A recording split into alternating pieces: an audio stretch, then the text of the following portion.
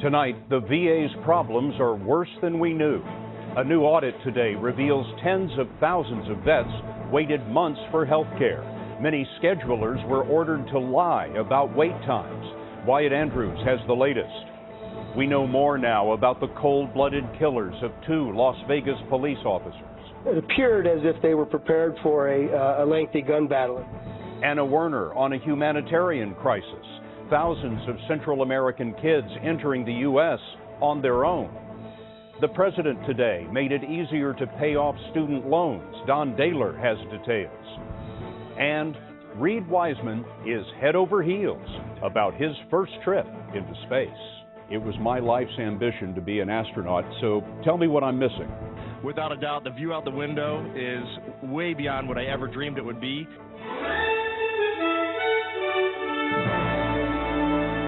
This is the CBS Evening News with Scott Pelley. Good evening. The number of American veterans known to be waiting months for health care grew again today. The Department of Veterans Affairs released its first nationwide audit of VA hospitals and clinics since the scandal erupted. It found that 57,000 veterans have been waiting more than 3 months for their first appointment. Also, over the past decade, 63,000 vets requested an appointment and never got one. Wyatt Andrews tells us the audit found that there were widespread attempts to cover it all up. The audit not only reveals the number of waitlisted veterans, it takes on the question of why. In more than 3/4 of all VA clinics, 76%, at least one scheduler said supervisors ordered them to falsify the computer records of how long veterans were waiting. This whistleblower at the Hines VA Hospital in Illinois demonstrated the process. It's done by changing the veteran's desired date for care to the date of the future appointment. That makes it seem like an appointment months away was what the veteran requested. The computer sees no wait time. No wait time.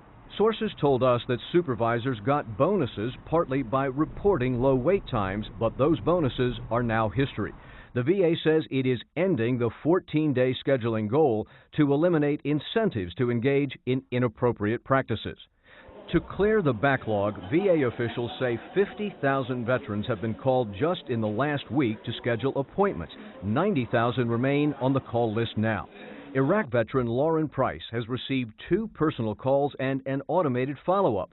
Before last week, she'd waited 6 months for a checkup despite her diagnosis of chronic lung disease. It's outrageous and egregious that it takes this level of pressure to get them to do the job they are so adequately funded for. In this report, the auditors admit they did not learn everything, saying that many of the respondents may have self-censored to protect themselves.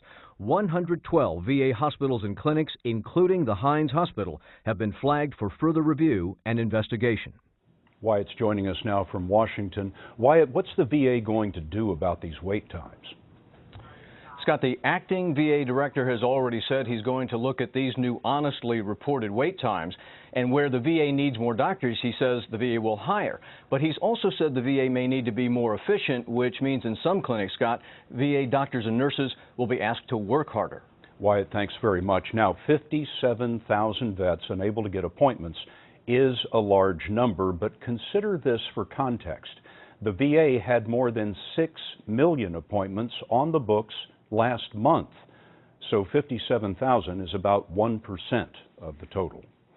We learned this afternoon the identities of a Las Vegas couple who ambushed and killed 2 police officers and gunned down a civilian who tried to stop them.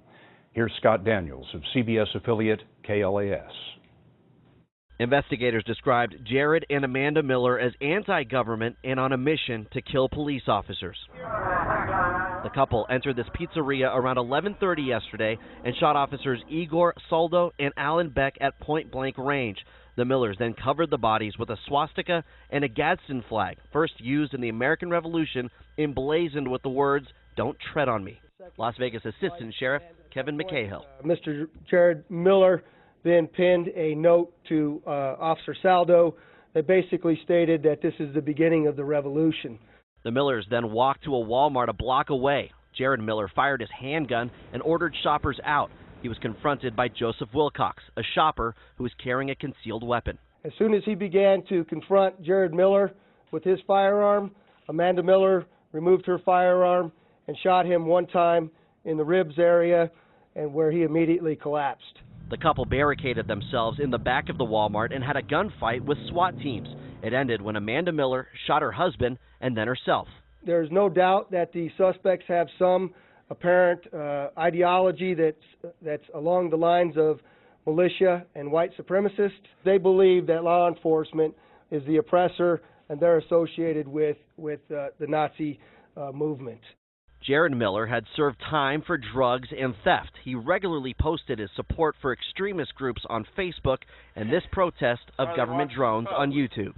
I mean, they're already wiretapping your phones, watching your Facebook and everything. The Millers had been living with Kelly Fielder after being evicted from their apartment. If I would have known what was going on and I knew that what their planning was, I wouldn't have five people that are on my shoulders right now that are dead. The flag flying above my left shoulder, above the Walmart, remains flying at half-staff. Scott, the two slain officers inside the pizzeria, there will be a memorial held for them today at 6 p.m. local time. And both officers leaving behind wives and children. Scott Daniels of KLAS. Thanks, Scott. The Pentagon said today it is opening a third emergency shelter for thousands of unaccompanied children who are pouring into the United States from Central America. Over the last year, the number of children crossing illegally has surged from 24,000 to 47,000, and that has overwhelmed facilities on the border, as Anna Werner discovered. We found women and their young children camped overnight on the floor of this bus station in Laredo, Texas last week. They were dropped off by immigration agents after a short detention. Many, such as Ingrid Reyes, are from Central America. Honduras has turned into a very dangerous country, and I'm looking for your help with my children, she said. There's no work, it's violent.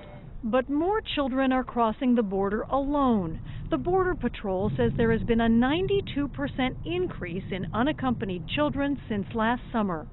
More than 1,100 children between the ages of 12 and 17 are at this holding center at Lackland Air Force Base in San Antonio. Krista Pifferer is a spokesperson there. These are really good conditions, certainly better than most of the children have come from, and without question, better than the conditions in which they traveled here from. Texas had so many of these kids, it began sending them to Arizona last month. This center in Nogales will hold up to 1,500 kids. They are put in large rooms where they're given foil blankets to stay warm. A Department of Homeland Security official tells us the Nogales facility is being used as a way station. Sometime later, Scott, custody decisions will be made for those kids on a case-by-case basis. And the latest military shelter opening at Fort Sill in Oklahoma. Anna, thanks very much. Today, President Obama expanded a program that makes it easier to pay back student loans. It caps monthly payments at 10% of income and forgives loans after 20 years if no payments are missed. Up to now, the program is available only to recent graduates, but Don Daylor tells us the president is opening it up to everyone, as many as 5 million more grads. Anthony Shulo dreams of marrying his girlfriend when he graduates, but the Glendale Heights, Illinois junior would be taking more than $50,000 in student loan debt into the marriage. For me, it is a matter of, going forward, how am I going to manage that? How am I going to handle that? It's a lot of money. Under the president's plan, Shulo is one of 5 million people who could see lower loan payments. Student loans for college seniors average $29,400. They are among the largest debt burdens for U.S. households, more than auto loans and credit cards, and second only to mortgages. Economist Max Wolf. Really, student loan debt chooses spouses. It chooses when and if you buy a first home. It chooses for many people a career as opposed to the calling or their passion. The Congressional Budget Office says that the president's plan would end up costing this country between $10 and $12 billion. Does that take into account what the country is making in servicing these loans? No, not really. Federal government's borrowing money today at around 2.5% to 3%, and it's loaning it out to our students for the crime of trying to better themselves and better our economy at a rate of about 6.5%. And between those two numbers, there's a lot of daylight, and that daylight can quickly translate into billions of dollars in profit. That amounts to $127 billion in profit for the federal government over a 10-year period. Shulo says the president's plan will help, but with so much debt, he might still have to postpone getting married. I do not want a debt to be determining when I have that family. When I'm ready to do it, I want to do it, and I don't want to have that money hanging over my head to be a factor in that. Now, Don, we mentioned that some loans could be forgiven entirely. How would that work? That's right. Well, as of now, anyone with a federal student loan can have their loan forgiven after 20 years. If they miss a payment, it doesn't automatically disqualify them, but what it does mean is that they might have that period extended depending on the number of months that they didn't send a check in. Don, thanks very much. Former POW Bo Bergdahl is gaining strength at a U.S. military hospital in Germany. Sergeant Bergdahl says he was beaten and held in a cage during his 5 years in the hands of the Taliban in Afghanistan. Bergdahl is expected to be transferred soon to a military hospital in San Antonio. Manuel Bajorquez spoke with another former hostage who's been through the treatment there. The staff at Brooke Army Medical Center has rehearsed for Sergeant Bergdahl's arrival every 6 months since he was taken hostage. Mark Gonzalez went through what's called reintegration at Brooke in 2008. It's a very gradual, phased approach at trying to reacclimate the person back to society, back to freedom. Gonzalez and 2 other American civilians were held for 5 years by Colombian rebels after their plane crashed. Coming back from that is not as easy as you would think, especially when we're being held in isolation for that long. So it's not as simple as, hey, I'm free, now I can go to McDonald's and, drive a car. There's a lot more to it than that. The reintegration plan was first developed to help U.S. POWs returning from Vietnam. The first 2 phases involve medical and psychological examinations and interviews to get time-sensitive information about the enemy. Bergdahl has gone through that part of the process overseas. The final phase for Bergdahl's reintegration at Brooke will focus on giving him a sense of control over his life. Simple things like deciding what he will eat, where, and when he can go outside or sleep. He will also slowly be reintroduced to his family. The first visit with my family was only 45 minutes long, and by the time those 45 minutes were over, I was anxious, I was sweating, I had a migraine headache. Because of that fragile state, Gonzalez says he was shielded from media reports for days after he arrived here at Brooke Army Medical Center. Scott, we don't know whether Sergeant Bergdahl has any idea about the uproar surrounding his case. Manuel, thanks. Police close off streets as a wanted man climbs a roof. And did driver fatigue cause the accident that left Tracy Morgan in critical condition? When the CBS Evening News continues.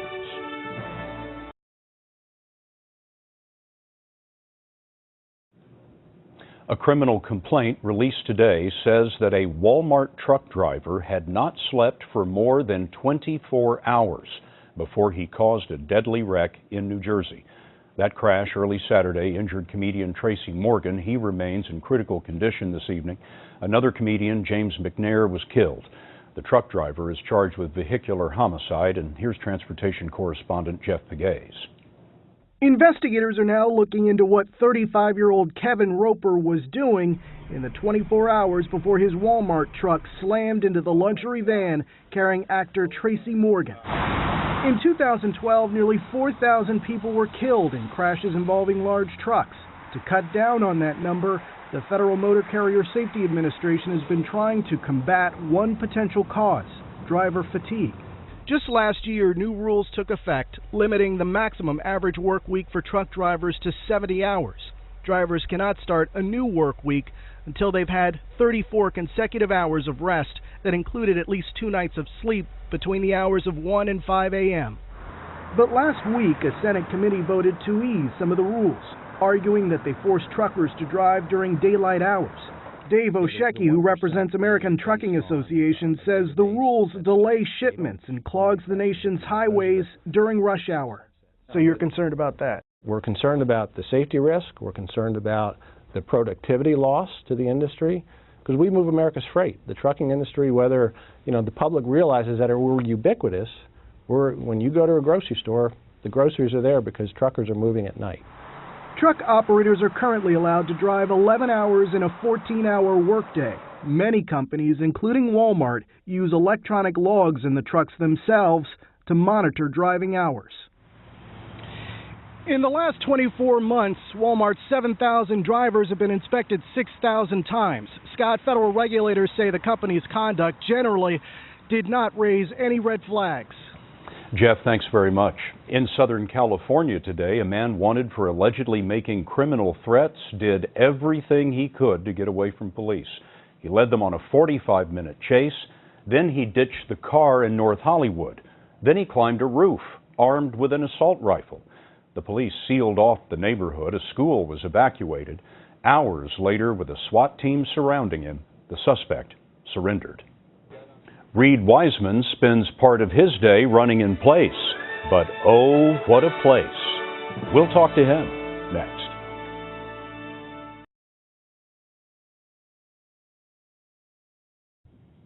We end tonight with two men who may just have the best jobs in the universe.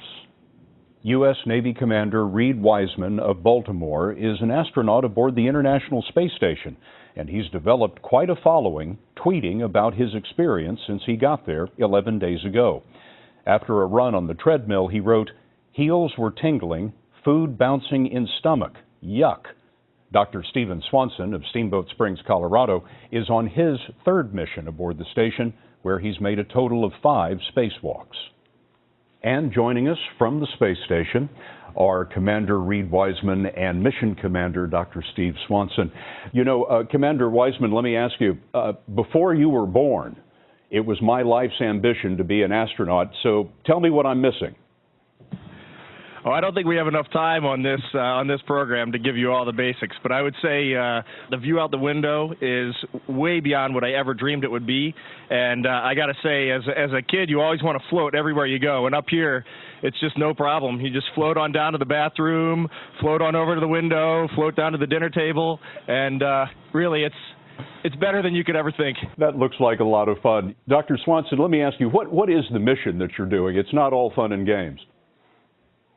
No, you're right. We like to have fun, but our main mission is science up here. We perform over 170 experiments while we're up here, and of course we have to maintain the station and keep it running efficiently and smoothly.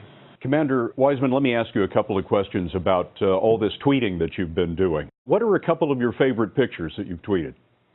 Well, certainly so far, coming up over the coast of Chile and seeing the volcanic field, that was really spectacular. And then just this morning, we came over the northern coast of Australia, and we just looked down. The way the clouds and the red desert met the ocean, it's burned in my mind. One of my favorite pictures you sent was the picture of the red dye as it was floating in space. Tell me about that. Well, it's just really neat to see that crisp red dye against the blackness of space with our Earth under it. Do you guys get a crafts game going once in a while? It would be hard for I think we would throw the dice and they would just keep going all the way down to the Russian segment. So we might have to work on that one this weekend. Naval Commander Reid Wiseman to port and Dr. Stephen Swanson, the mission commander to starboard. Thank you so much for taking the time with us. It's been our pleasure. Thank you, Scott.